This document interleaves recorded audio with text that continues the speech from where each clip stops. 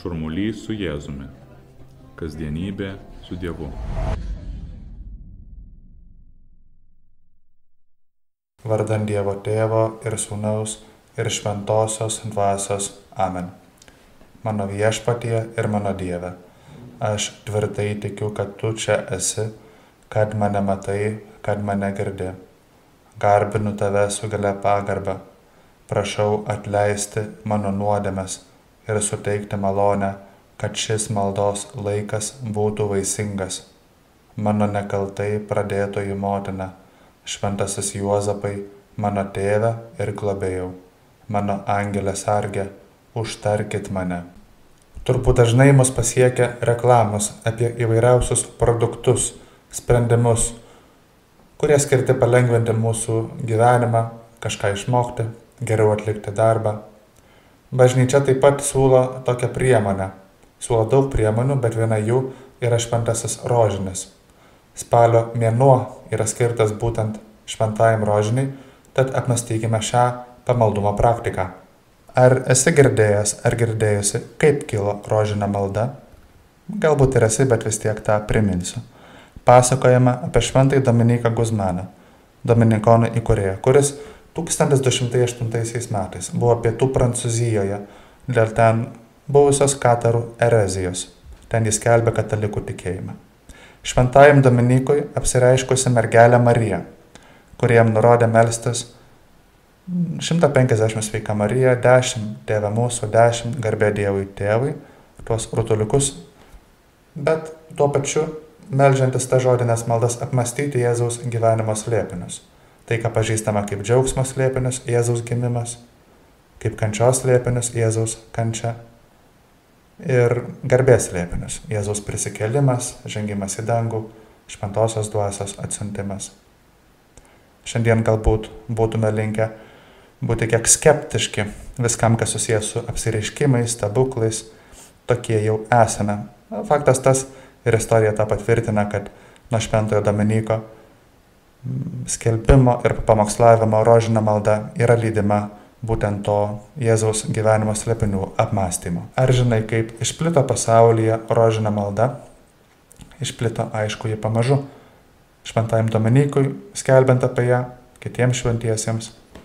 Bet labai dažnai nurodoma viena konkreti data – 1571 metai.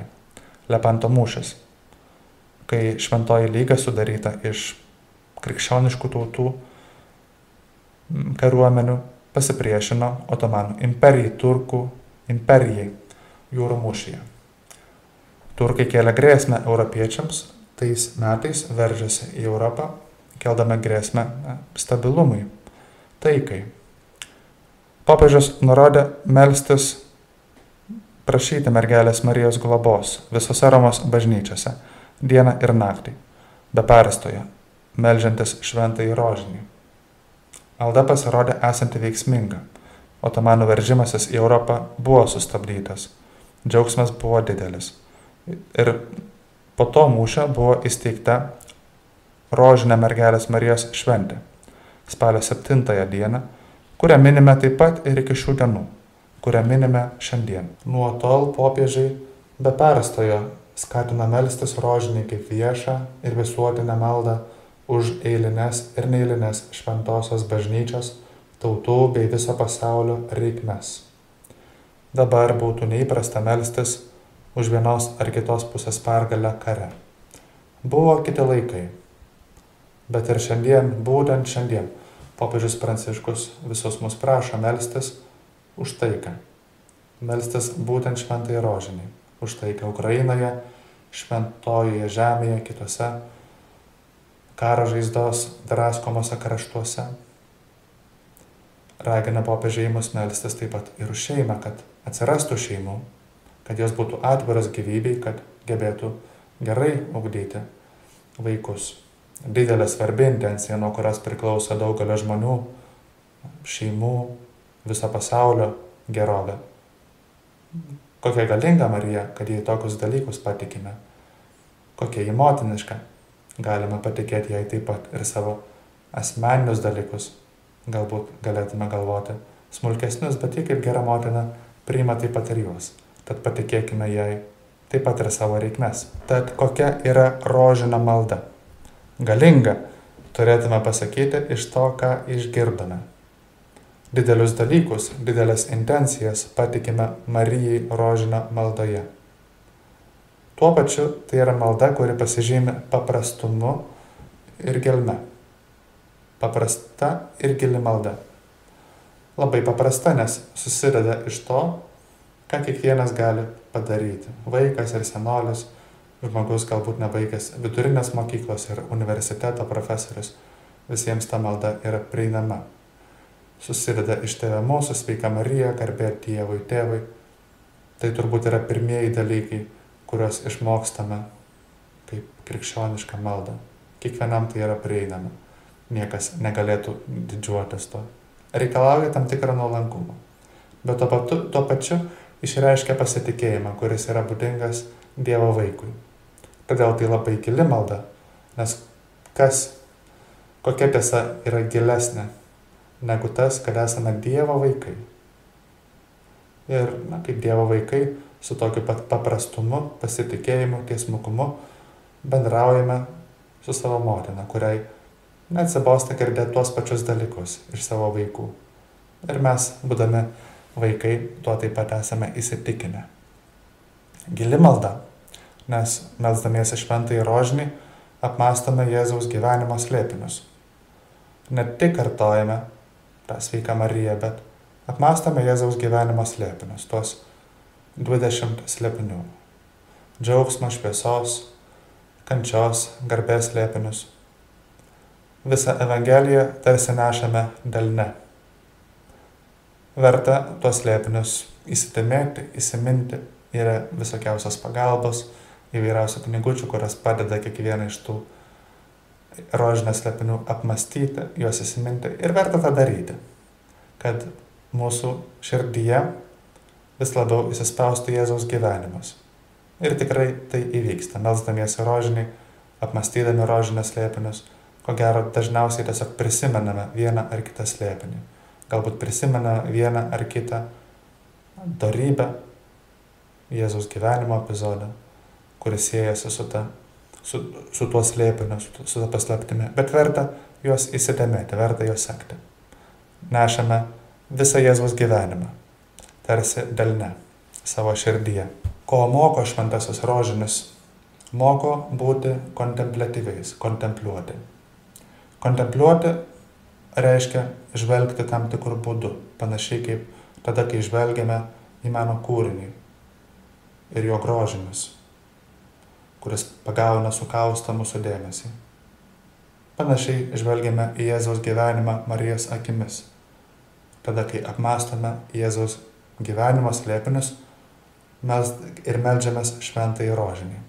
Darom abu tuos dalykus. Darome savo Jėzaus gyvenimą, Marijos gyvenimą. Sakome Jėzumi, kaip Marija tą darė. Daug kartų kartojame, sveika Marija, taip kaip angelas Gabrielius pasakė tada, kai pranešė Marijai jos pašaukimą. Sveika Marija. Ir tuo būdu primename Marijai jos atsakymą. Tai būna man, kaip tu pasakėjai. Taip. Ta jį pasakė angelui Gabrieliui ir tą pakartojo daug sykių per savo gyvenimą. Tada, kai augino Jėzų Nazarete, tada, kai Jėzus pamokslavo, o jis sekė juo, tada, kai Jėzus kentėjo prie kryžiaus ir tada, kai Jėzus prisikėlė, visada Marija sakė taip ir jį daug kartų pakartojo. tą primename, tą apmąstome tada, kai kartu su Marija apmąstome Jėzaus gyvenimo slėpinius. Rožinė malda daro mus kontempliatyviais, nes padeda padaryti Jėzaus ir Marijos gyvenimą mums savu. Rožinė malda moko mus kontempliuoti, nes kai meldžiamės rožinį, tarytume persimame jų jausmais. Tarytum Jėzaus ir Marijos kvėpavimas ir širdies ritmas tampa mūsų kvėpavimu ir mūsų širdies ritmu. Tai įvyksta dėl to pasikartojimo, ta sveika Marija, malonės pilnoji, ir vieną, ir kitas iki 150 kartų. Tai malda, kuri labai raminanti. Teikia ramybės mums, perteikia ramybę kitiems. Šeima, kuri meldžiasi rožinį, išlieka vieninga. Galbūt dėl tos ramybės, kurią persima šeima melsdamasi, kai meldžiasi šventąjį rožinį. Ne veltui Marijai ir ypač rožinę maldai patikime taiką, kuri yra ramybės vaisius. Vėlgi, patikime tai galinga Marijos užtarimai ir patikime tai rožinę maldai, kuri teikia ramybės mums, kurią galime skleisti savo aplinkoje. Taigi, kai meldžiamės rožinį, stengiamės būti atidūs, atidžiai tarti Tėve mūsų, sveika Marija, garbė Dievui Tėvui žodžius, apmąstyti Jėzaus gyvenimo slėpinius. Ir vis dėlto ateina įsiblaškimai. Kažkas, kas buvo, kažkas, kas bus. Nėra ko bijoti. Tai yra normalus dalykas. Ir dar daugiau. Įsiblaškimai yra testas, kuris pasako, kasgi mus jaudina, kokie yra mūsų tikri rūpesčiai. Atpažinę tos rūpesčius, galime sudėti juos Marijai po kojų, patikėti ją juos su pasitikėjimu, padaryti maldą asmenišką, maitinti savo rožinę maldą. Tad įsiblaškimai yra galimybė gebėti kartu su Marija išgyventi taip pat ir savo gyvenimą, savo rūpesčius. Tokia tad yra rožinė malda, galingas ginklas, bažnyčios ir kiekvieno krikščionio rankose, dėl taikos, dėl šeimos, dėl kiekvieno asmeninių reikalų. Malda, kuri moko mus būti Dievo vaikais. Moko žvelgti į Jėzaus gyvenimą Marijos akimis dar daugiau. Moko padaryti Jėzaus ir Marijos gyvenimą mūsų gyvenimą. Su pasitikėjimu jie melskimės, ypač šį spalio rožinio mėnesį.